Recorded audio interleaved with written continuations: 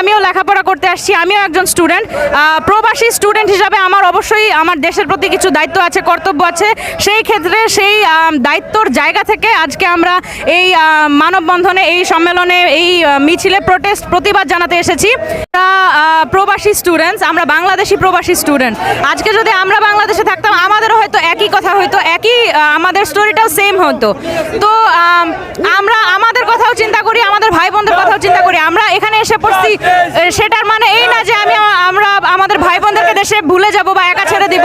ওরা রাস্তায় প্রতিবাদ করছে, আমরা আমাদের যতটা সাধ্য আমরা এখান থেকে প্রতিবাদ জানাচ্ছি। এবং সরকার যদি এটা দ্রুত কন্ট্রোলে না আনতে পারে এবং ছাত্রলীগ এবং পুলিশ, র্যাব যারাই আছে এই জেনোসাইড যদি তাড়াতাড়ি না বন্ধ করে, তাহলে পুরা সারা বিশ্বে স্টুডেন্টরা রাস্তায় নামবে, সারা বিশ্ব বাংলাদেশের সাপোর্টে রাস্তায় নামবে। সে 15ই জুলাই থেকে আজ পর্যন্ত এখনো